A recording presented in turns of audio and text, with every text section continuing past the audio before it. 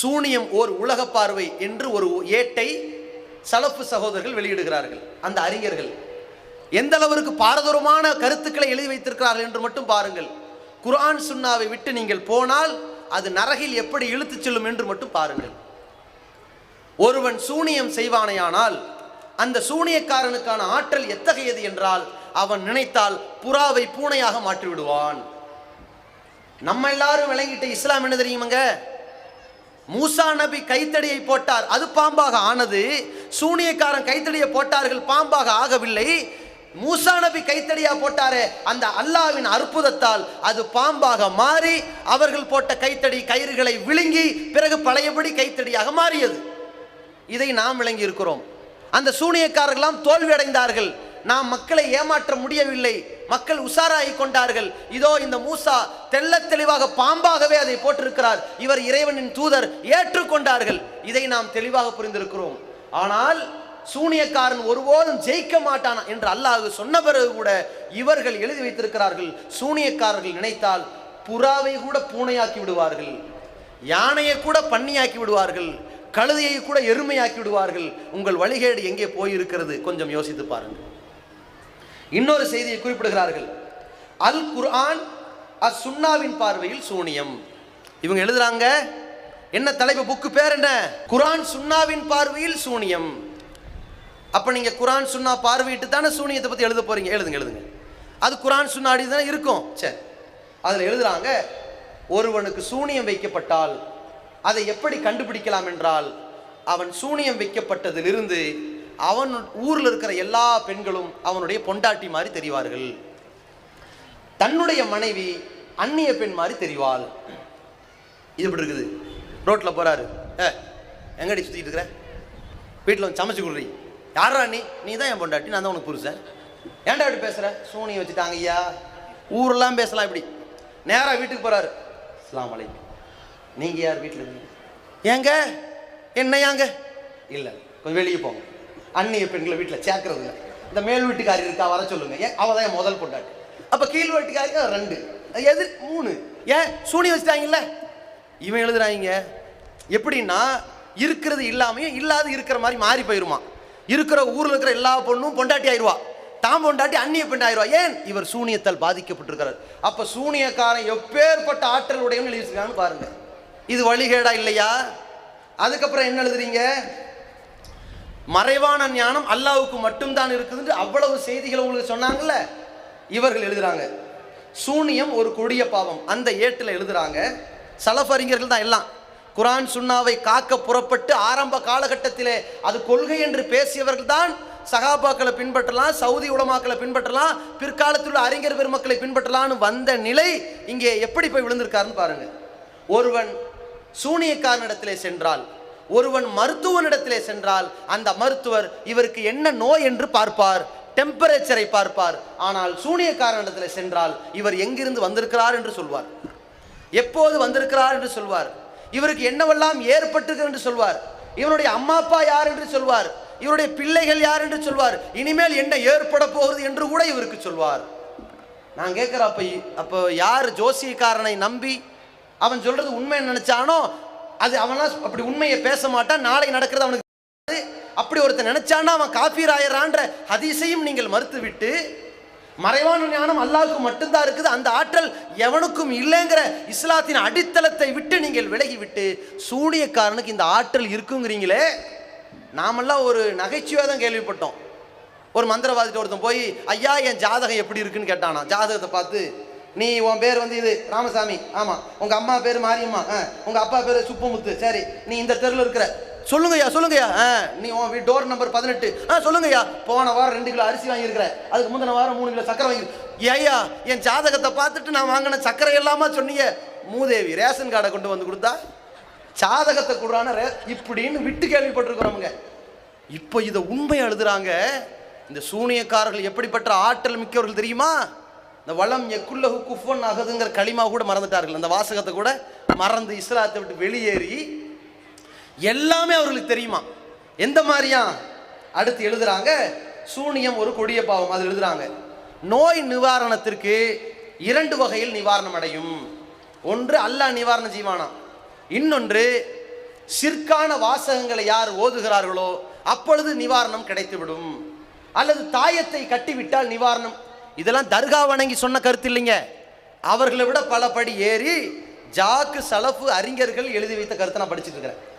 தாயத்து கட்டினால் ஜின்னை வசப்படுத்தி விடலாம்.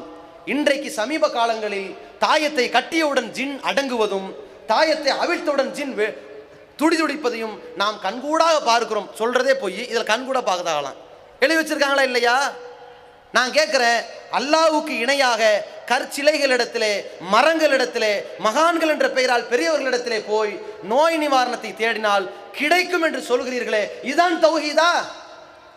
கேட்ட என்ன சொல்லுவாங்க தெரியுமா? இல்ல அவங்களுக்கெல்லாம் அந்த ஆற்றல் இருக்குது, ஆனா நீ அல்லாஹ்வை தான் வணங்கணும், இதுதான் தௌஹீத் இப்படிம்பாங்க. அது தௌஹீத் இல்லை. அல்லாஹ்வுக்கு இருக்கிற ஆற்றல் எவனுக்குமே இல்லை, எனவே நீ அல்லாஹ் வணங்கு, இதுதான் தௌஹீத். இவங்க தௌஹீத் என்ன? அல்லாஹ்வுக்கு இருக்கிற ஆற்றல் கல்லுக்கும் இருக்குது, மரத்துக்கும் இருக்குது, ஜின்னுக்கு இருக்குது, ஆனா நம்ம அல்லாஹ் மட்டும் தான் வணங்கணும். இது தௌஹீத் இல்லை, நயவஞ்சகம். இந்த கொள்கைக்கு போயிருக்கிறீர்களா இல்லையா? இப்ப அடுத்த கட்டத்தை பாருங்க. இவர்கள் எவ்வளவு தெளிவான வழிகேட்டில் இருக்கிறாங்கிறத அடுத்த ஒரு செய்தி பாருங்க. ஹுக்குமு சிஹ்ரி வல் கஹானத்தின்னு ஒரு புத்தகம். இது அப்துல் அசீஸ் அப்துல்லா பின் பவஸ்ங்கிறவர் எழுதுறாரு. அந்த அறிஞர்கள் அவங்க ஏத்துக்குவாங்க, சரியா? அவர் ஒரு புக் எழுதினாரு, அதை தமிழாக்கம் செய்து ஜாக் அறிஞர்கள் இந்த சூனியம் சம்பந்தமான விளக்க நிகழ்ச்சிகளில் புத்தகமாக வெளியிட்டார்கள். அதில் எழுதியிருக்கிறாங்க, ஒருவனுக்கு சூனியம் வைக்கப்பட்டால் அதிலிருந்து அவன் எப்படி விடுபட வேண்டும் சொல்லிக் கொடுக்குற தத்துவத்தை பாருங்க. நம்ம சூனியம்ங்கிறது ஃப்ராடுன்ட்டோம், எவனை எதையும் செய்ய முடியாதுன்ட்டோம். இப்போ விடுபட வைக்கிறதுக்கு மருத்துவத்தை பாருங்க.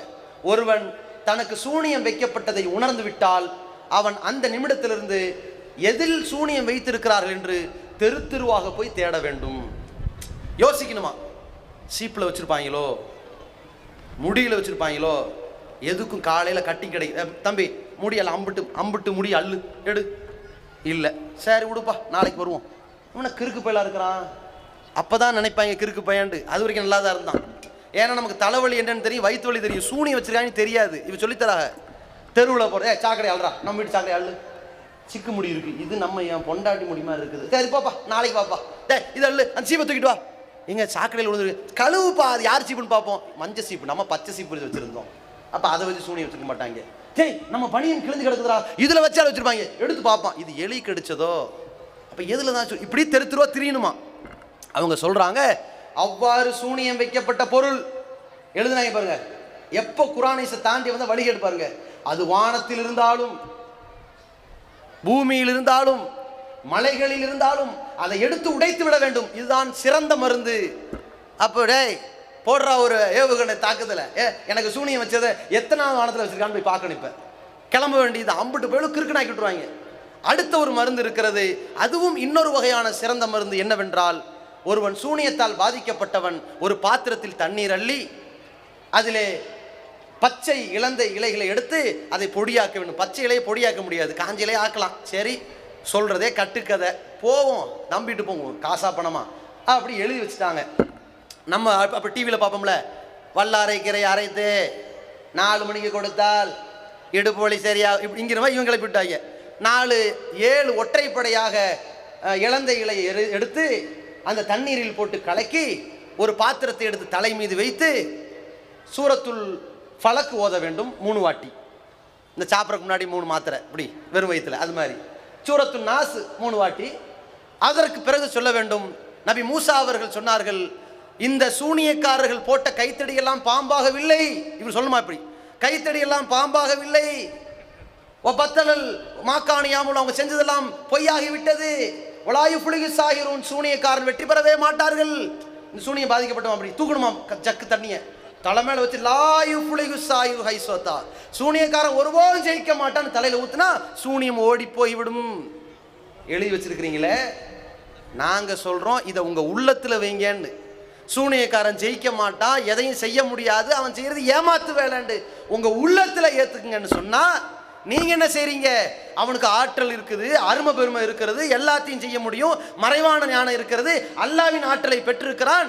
இருந்தாலும் நீங்க தண்ணியை தலையில ஊத்தும் போது சூனியக்காரன் ஜெயிக்க மாட்டான் தலையில ஊத்துறான், எல்லா சூனியும் ஓடி போயிரும்ன்ற ஒரு வழிகட்ட நச்சு கருத்துக்களை, கட்டுக்கதைகளை மார்க்கம் என்று இணைத்திருக்கிறீர்களே.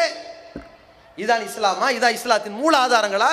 அதே போன்று யோசித்து பாருங்கள். நபிகள் நாயகம் ஸல்லல்லாஹு அலைஹி வஸல்லம் அவர்களுக்கு எந்த விதமான மனபாதிப்பும் இல்லை. அல்லாஹ் சவால் விட சொல்கிறான், குல், நபியை போய் கூப்பிடுங்கள், இன்னமா ஐதுக்கும் பி வாஹிதா, மக்களே உங்களுக்கு நான் இந்த தௌஹீதை பற்றி எடுத்துரைக்கின்றேன், அறிவுறுத்துகிறேன். அன் தகுமு லில்லாஹி மஸ்னா, வாங்க, எனக்கு ஏதோ புத்தி பேதலிச்சிருச்சு நினைக்கிறீங்களா? வாங்க, ரெண்டு பேரா வா, அவ் ஃபுராதா வா, ஒத்தொத்தியா வா, சும்மா தத்தஃபக்கரு, செக் பண்ணி பாரு. இந்த முகம்மதை பைத்தியக்காரன் நினைக்கிறியா? மூளை குழம்பி போனவர் நினைக்கிறியா? செக் பண்ணு.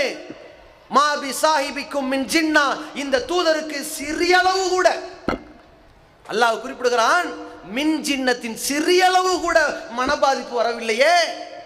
அப்படிப்பட்ட தூதரை நீங்கள் மனநோய்க்கு ஆளாகிவிட்டார்கள் என்று ஹதீஸ் இருந்தால் நாங்கள் கட்டுப்படுவோம் என்று போகிறீர்களே, இவ்வளவு தெளிவான வசனங்கள் இருக்கிறதே, நீங்கள் இந்த வேத வரிகளை விட்டுவிட்டு இந்த கருத்துக்களை ஏற்றுக்கொண்டிருக்கிறீர்களே, இது தெளிவான வழிகேடு என்பதை உணர்ந்து கொள்ளவில்லையா?